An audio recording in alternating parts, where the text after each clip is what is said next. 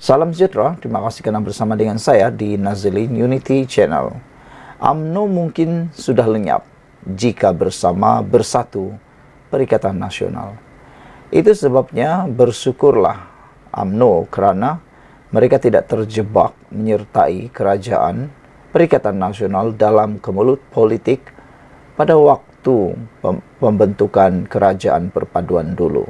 Hampir-hampir berapa puluh orang ahli parlimen daripada Barisan Nasional UMNO menyertai dan menyokong PN.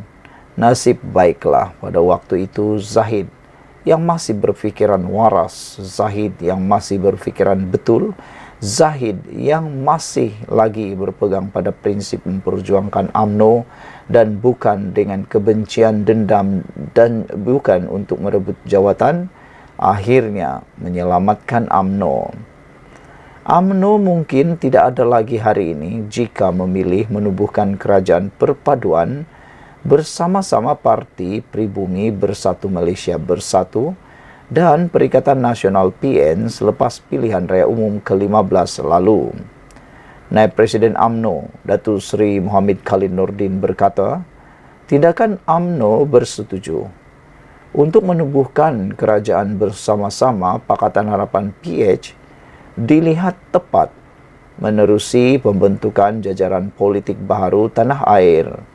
Malah katanya, pembentukan kerajaan perpaduan juga dilihat tidak menggadaikan prinsip dan nilai perjuangan UMNO yang didukung sejak penubuhannya.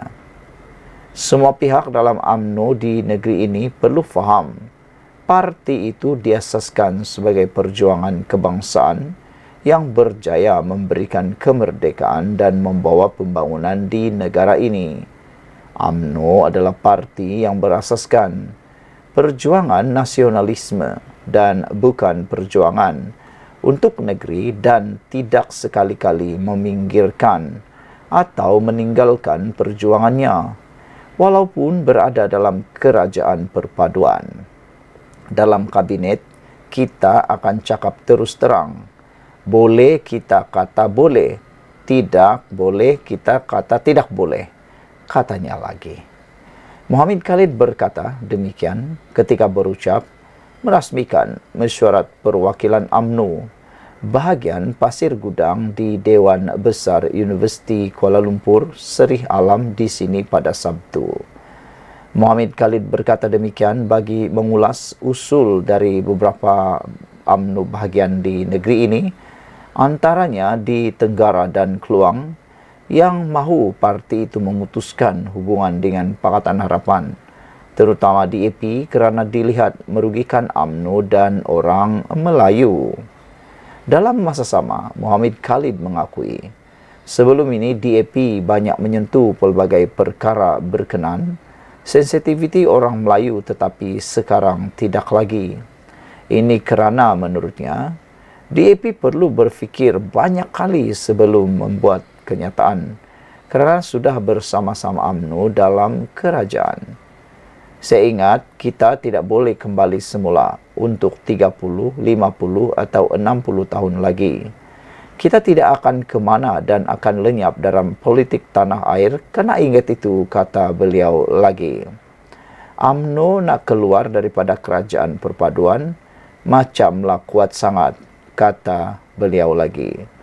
Sementara itu, Mohammed Khalid berkata, UMNO Johor tidak seharusnya hanya memberikan tumpuan untuk menguasai kerusi Dewan Undangan Negeri sahaja bagi untuk membolehkannya menjadi kerajaan negeri. Katanya UMNO Johor juga harus memberi fokus terhadap kerusi parlimen supaya parti tersebut turut berkuasa di peringkat pusat. Kita tidak boleh hanya berfikir penguasaan politik di Johor sahaja. Mungkin kita menang di peringkat Dewan Undangan Negeri di Johor, tapi dalam masa sama, kita boleh fikir untuk pergi ke setengah tempat bahagian untuk kita membuat usul tidak boleh bersama dalam kerajaan perpaduan. Tetapi kalau Johor sahaja Barisan Nasional BN menang, tetapi di negeri lain semua kita kalah, kita tidak akan ada langsung penyertaan wakil dalam kerajaan di peringkat kebangsaan atau peringkat pusat, katanya lagi. Saudara-saudara sekalian, jangan lupa tinggalkan komen Anda, tekan butang subscribe. Salam sejahtera. Ini satu pendedahan yang luar biasa berkaitan dengan Razi Jidin. Masuk Las Tangkona, pengakuan Razi Jidin lawan kemungkaran 1MDB di Cemu. Datuk Dr. Razi Jidin ibarat hanya masuk Las Tangkona apabila tampil membuat dakwaan. Kononnya melawan kemungkaran kes 1MDB, One Malaysia Development Berhad, sebelum pilihan raya umum PRU pada tahun 2018. Ramai mencemu kenyataan naib Presiden Parti Pribumi Bersatu Malaysia Bersatu berkenan, memandangkan umum tahu Datuk Seri Anwar Ibrahim sudah membangkitkan isu penyelewengan dana syarikat pelaburan negara itu sejak tahun 2011 lagi. Terdahulu, Razi Jidin yang juga ahli Parlimen Putrajaya menerusi platform X mengimbas kembali tindakannya kembali ke tanah air ketika meraihkan convocation anak sulungnya di Sunway University. Bekas Menteri Kanan Pendidikan itu memberitahu anaknya belajar di merata tempat dengan bersekolah rendah di Canberra dan Sydney, manakala berada di bangku sekolah menengah pula di Sydney, Hobart dan Malaysia. Dia yang paling terkesan apabila abahnya buat keputusan meletakkan jawatan sebagai pensyarah di University of Tasmania dan kembali ke Malaysia, semata-mata hendak melawan kemungkaran berkaitan 1MDB sejurus sebelum PRU pada 2018. Waktu itu anak sulung saya di tahun-tahun terakhir pengajian menengah, kata Razi Jidin dalam catatan yang dimulakan dengan ungkapan harga sebuah perjuangan. Menjenguh di ruangan komentar, dilihat berduyun orang ramai membidas dakwaan Razi Jidin itu, selain menyindir wakil rakyat berkenan. Bila hang lawan 1MDB, soal seorang netizen, yang lawan ni bermula daripada Anwar Rafizi. Hang masuk Las Tangkona, kata Amir Hamzah. Hang melawan kemungkaran 1MDB, bila soal satu lagi netizen, jana bawa meja masuk tak dalam senarai kemungkaran, sindir Nazri Isnil. Hal sama turut ditegaskan pengguna X Naim Zaini bahawa otai yang melawan penyelewengan 1MDB adalah Anwar, Rafizi dan Tony Pua, kata beliau. Anwar whistleblower, Rafizi dan Tony Pua investigator. Sampai keluar masuk lokap sebab lawan 1MDB. YB berapa kali masuk lokap ya? Tanya je perlinya lagi. Saudara-saudara sekalian, apabila menjenguh kepada berita dan ulasan dan juga laporan ini, sangat ketaralah. Memang, kata orang ini, Las Tangkona, masuk Las Tangkona, pengakuan Razi Jidin lawan kemungkaran 1MDB bukan dapat pujian tetapi dapat cemuhan. Dengan kata lain, ambil kredit orang lah kan. Dia klaim yang dia konon juga sebahagian daripada perjuangan itu. Sekian dulu untuk kali ini. Jangan lupa tinggalkan komen Anda. Bye-bye. Salam sejahtera. Akhirnya Cikgu Bad terima pada apabila beliau mendakwa rasuah pegawai tinggi TLDM. Akhirnya beliau telah direman 2 hari. Adakah ini sebenarnya perjuangan yang diharap-harapkan oleh Cikgu Bad? Pada pendapat saya, lebih baiklah Cikgu Bad ini bertanding saja pilihan raya. Kita nak lihat sejauh mana dia boleh menang dalam pilihan raya. Kerana amatlah merugikan dan tiada maknanya beliau hanya teriak sini, teriak sana, hinjut sini, hinjut sana, yang tidak membawa apa-apa suara. Beliau aktivis yang tidak mewakili mana-mana pihak yang tidak ada mana-mana kapasiti. Kalau benar Cikgu Badin hebat, yang seperti didewa-dewakan oleh para penyokong pembangkang ini, apa kata beliau bertanding pilihan raya? Bertandinglah di mana-mana kawasan. Kalau beliau menang, maka terbukti beliau sudah diterima oleh penduduk. Beliau diterima di kawasan itu. Kalau tidak menang, bermaksud beliau sebenarnya syok sendiri. Tapi hari ini dia terima padah apabila mendakwa rasuah pegawai tinggi TLDM dan kini direman 2 hari. Cikgu Bad direman 2 hari oleh Mahkamah Magistrate Putrajaya hari ini bagi membantu siasatan berhubung dakwaannya mengenai isu rasuah membabitkan pegawai tertinggi Tentera Laut Diraja Malaysia TLDM. Magistrate Irza Zulkaika Rohanuddin mengeluarkan perintah terhadap Badrul Hisham Syarin selepas membenarkan permohonan bermula hari ini sehingga esok. Menurut Peguam Rafiq Rashid yang mewakili ahli jawatan kuasa penerangan bersatu itu, pihak polis membuat permohonan reman selama 4 hari. Namun, mahkamah membenar perintah tahanan sehingga esok. Rafiq berkata, anak guamnya ditahan reman bagi membantu 3 siasatan di bawah Seksyen 203 dalam kurungan E Kanun Keseksaan, Seksyen 8 Akta Rahsia Rasmi 1972 dan Seksyen 233 Akta Komunikasi dan Multimedia 1998, memberi maklumat palsu menggunakan rangkaian telekomunikasi. Pegawai penyiasat memohon reman 4 hari, namun selepas mendengar hujah kedua-dua pihak, pihak magistrat mengklasifikasi Badrul Hisham adalah seorang pemberi maklumat yang harus diberi perlindungan daripada segi undang-undang dan tidak boleh dikenakan tindakan jenayah atau sivil serta membenarkan reman selama 2 hari. Katanya kepada pemberita di luar bangunan mahkamah hari ini. Saudara-saudara sekalian, itu pendedahan yang paling menarik untuk kita semua. Apakah Anda bersetuju dengan tindakan yang dibuat, kebanyakan tindakan yang dibuat oleh Cikgu Bad ini? Saudara-saudara sekalian, seperti yang dinyatakan oleh para netizen, mereka kata mereka menantikan Cikgu Bad sendiri bertanding dalam pilihan raya. Bukan menang cakap saja, tapi menang dalam pilihan raya. Jangan hanya dilantik dalam mana-mana jawatan kuasa, mesti pilihan raya. Sekian untuk kali ini, jangan lupa tinggalkan komen Anda, tekan butang subscribe. Salam sejahtera. Ini satu pendedahan paling menarik yang pernah disebut oleh Kuli.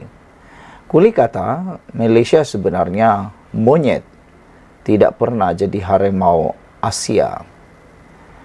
Bekas Menteri Kewangan Tengku Razali Hamzah menolak dakwaan, kononnya Malaysia pernah menjadi harimau Asia, sambil mempertikaikan dakwaan bekas Perdana Menteri Dr. Mahathir Mohamad. Anda panggil diri sebagai harimau Asia, tetapi Anda sebenarnya monyet. Anda tidak maju, kata Kuli. Kita tidak pernah jadi harimau Asia. Itu hanya ilusi, katanya yang dipetik portal berita Free Malaysia Today.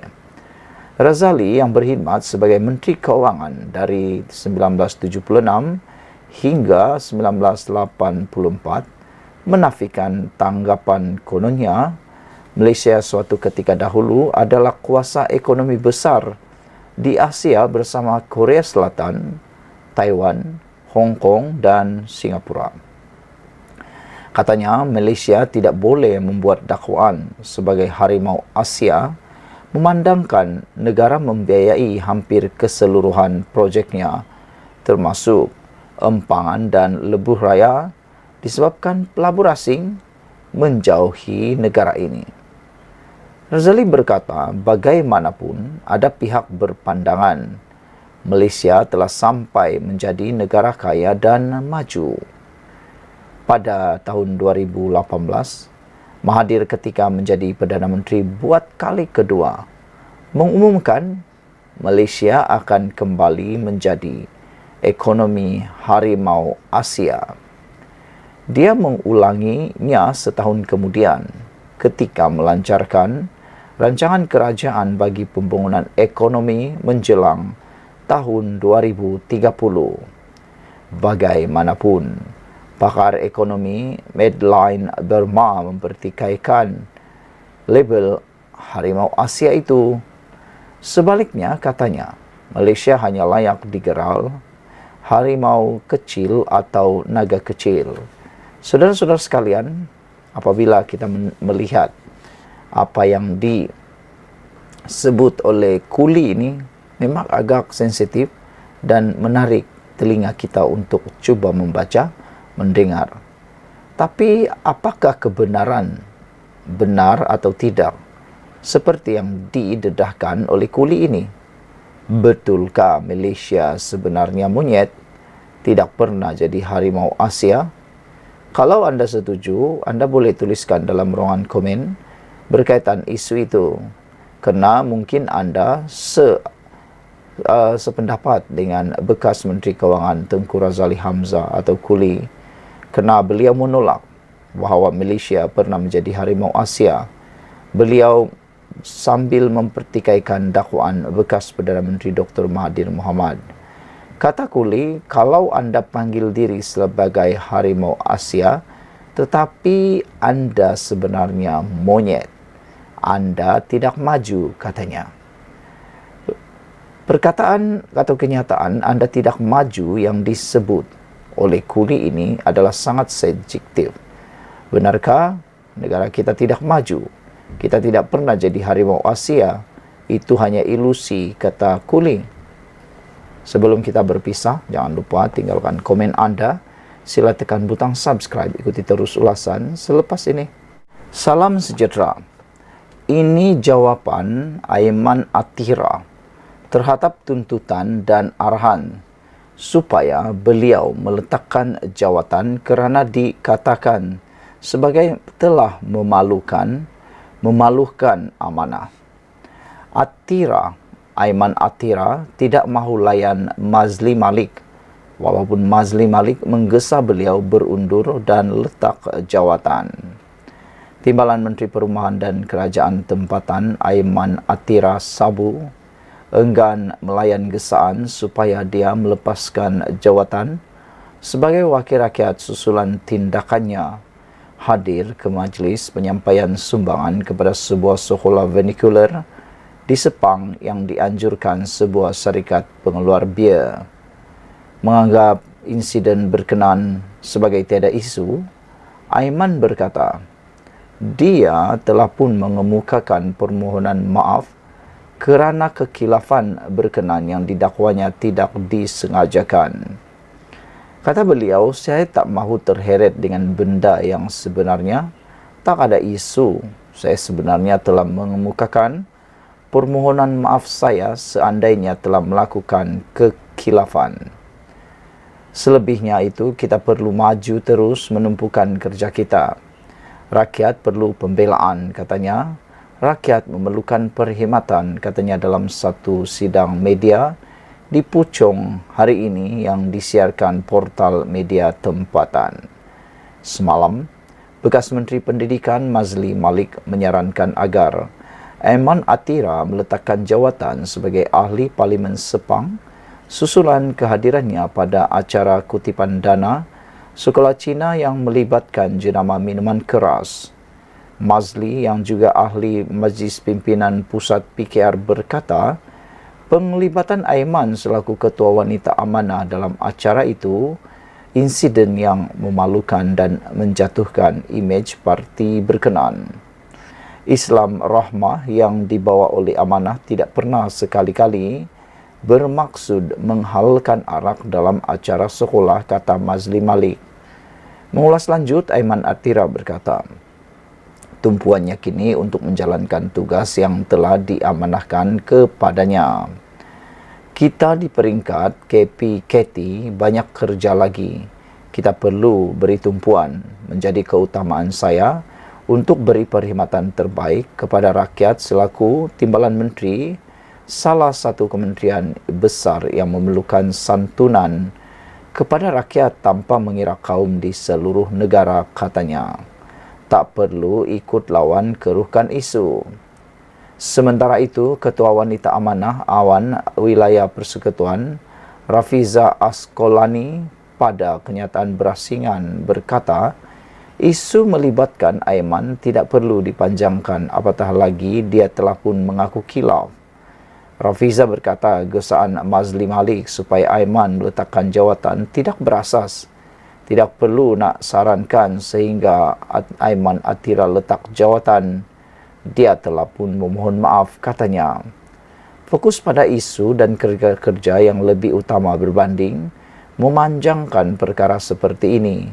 Mazli tak perlu terbawa-bawa dengan permainan pihak lawan yang cuba mengeruhkan lagi isu ini, katanya lagi.